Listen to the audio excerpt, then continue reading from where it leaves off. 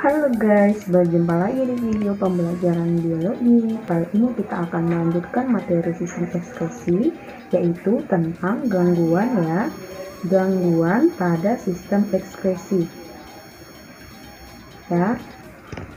Topiknya kita bahas tentang gangguan pada sistem ekskresi. Yuk langsung saja, sebelum nonton video ini jangan lupa like dan subscribe ya. Terima kasih. Selamat belajar, semoga bermanfaat. Nah, gangguan pada sistem ekskresi ini ada pada setiap organ ekskresi ya. Yang pertama kita akan pelajari gangguan sistem urinaria.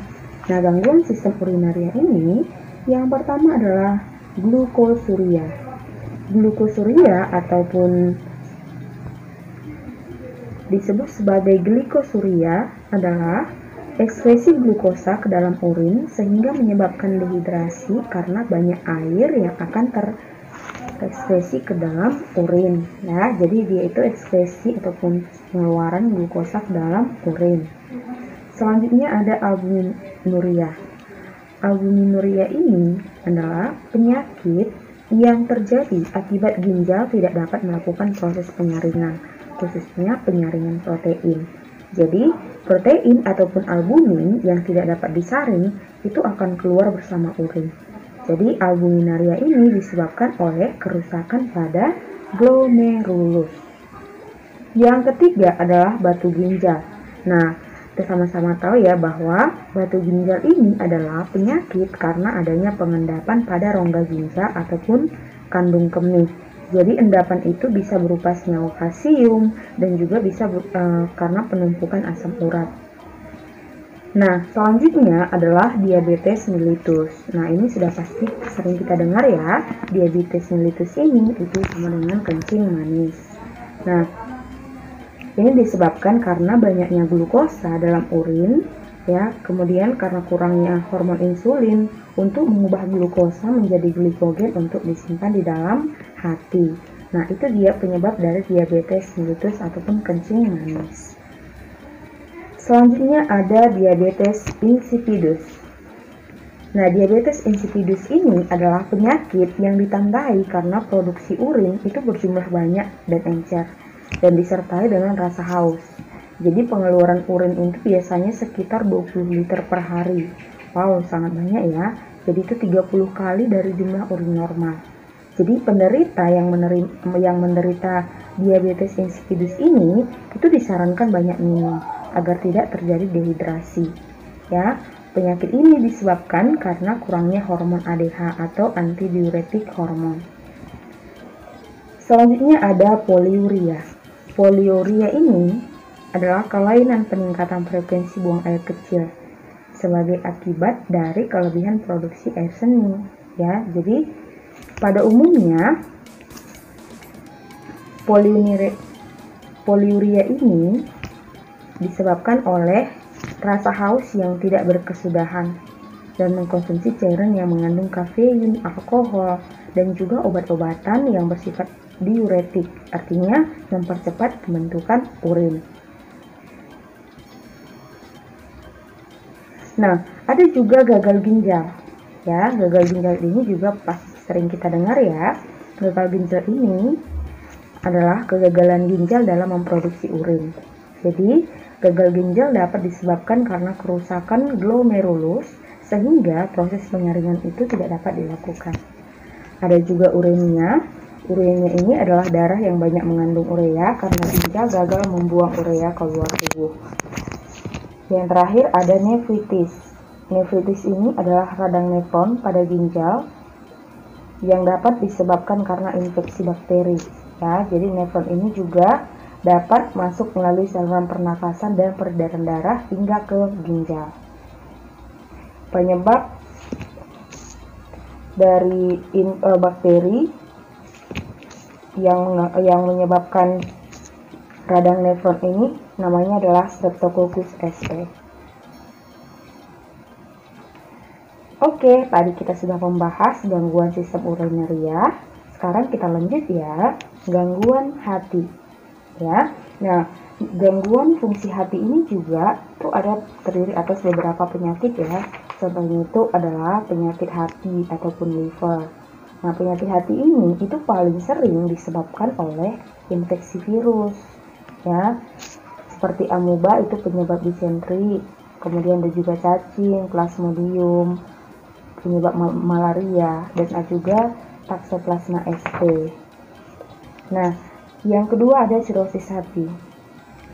Sirosis hati ini adalah berubahnya sel-sel hati itu menjadi jaringan ikat fibrosa.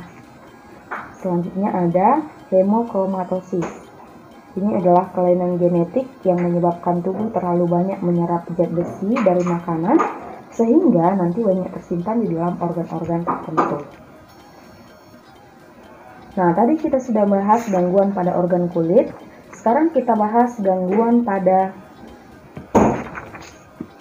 kulit ya. Tadi sudah kita bahas pada hati, sekarang pada kulit ya. Nah, gangguan pada kulit itu yang pertama ada eksem ataupun dermatitis.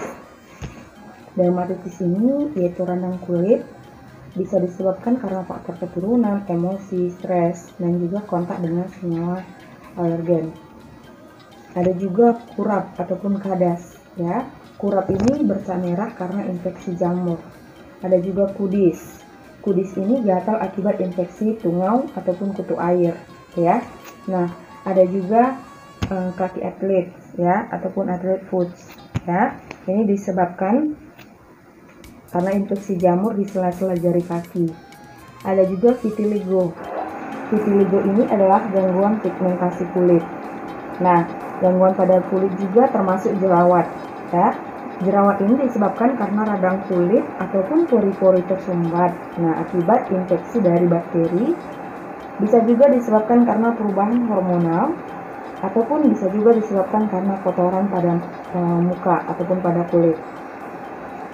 Ada juga gangguan pruritus cutanea. Pruritus cutanea ini disebabkan karena gatal ya. Gatal, iritasi saraf dan sendi perifer. Ada juga kalvus ya. Kalvus ini adalah penyakit mata ikan yang disebabkan oleh virus ataupun bakteri dan gesekan secara terus-menerus. Itu misalnya seperti pemakaian sepatu yang terlalu sempit, itu bisa menyebabkan kalvus ya. Jadi itu merupakan contoh gangguan dari sistem ekskresi, yaitu pada organ kulit. Nah, oke, itu dia tadi gangguan-gangguan pada sistem ekskresi manusia ya, pada setiap organ ekskresi, yaitu ginjal, kulit, dan juga hati tadi sudah saya jelasin. Nah, sekarang kita akan bahas ya lanjutan dari kulit ini tentang teknologi sistem ekskresi. Nah, teknologi sistem ekskresi biasanya itu yang ada beberapa ya. Yang pertama adalah cuci darah atau hemodialisis ya. Kalian sudah pasti sering dengar juga kata hemodialisis ya. Hemo artinya darah dan dialisis artinya pemisahan zat-zat terlarut.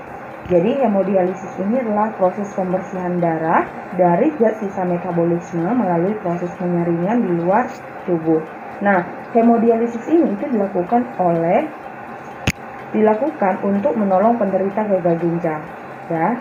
Jadi hemodialitas menggunakan ginjal buatan berupa mesin dialiser ya, yang berisi membran selektif permeabel dan cairan dialisat. Oke, itu dia cuci darah. Nah, ada juga transplantasi ginjal ya. Nah, transplantasi ginjal ini adalah terapi pergantian ginjal pasien dengan ginjal lain yang berasal dari orang yang hidup atau orang yang sudah meninggal ya. Jadi transplantasi ini menjadi terapi pilihan untuk sebagian besar pasien yang menderita gagal ginjal dan penyakit ginjal stadium akhir dengan tujuan untuk meningkatkan kualitas hidup pasien. Nah, jadi itu dia teknologi sistem ekskresi ya, yang kedua yaitu transplantasi ginjal. Nah, yang ketiga ada sistem ESWL ataupun extracorporeal shock wave lithotripsy ya. Jadi ESWL ini adalah penghancuran batu saluran kemih dengan menggunakan gelombang kejut atau shockwave ya, yang ditransmisikan dari luar tubuh. Nah, terapi ini biasanya menggunakan gelombang ultrasonik ya, yang nanti akan memecah batu saluran kemih itu menjadi kecil sehingga batu dapat keluar sendiri bersama dengan urin. Nah, yang keempat ada skin grafting. Skin grafting ini adalah cangkok kulit. Ya, ini biasanya tindakan untuk memindahkan sebagian atau seluruh ketebalan kulit dari donor ke resipien yang membutuhkan. Jadi kulit yang digunakan itu dapat berasal dari diri sendiri maupun dari orang lain. Ya, jadi kulit donor itu diambil dari paha, bisa jadi dari pantat, bisa juga dari punggung ataupun bisa juga dari perut. Ya, jadi cangkok ini bertujuan untuk penanganan luka bakar yang parah dengan area luka yang luas. Nah, itu dia ada 4 teknologi sistem ekskresi ya. Yang pertama tadi hemodialisis ataupun cuci darah, yang kedua transplantasi ginjal, yang ketiga ada ESWL atau extracorporeal shock wave lithotripsy ya. Kemudian ada skin grafting ataupun biasa disebut sebagai cangkok kulit. Oke, demikian video pembelajaran singkat yang saya jelaskan tentang gangguan pada sistem ekskresi ya, dan juga penjelasan singkat tentang teknologi sistem ekskresi. Terima kasih sudah menonton video ini, sampai jumpa di video selanjutnya ya. Terima kasih. Dah.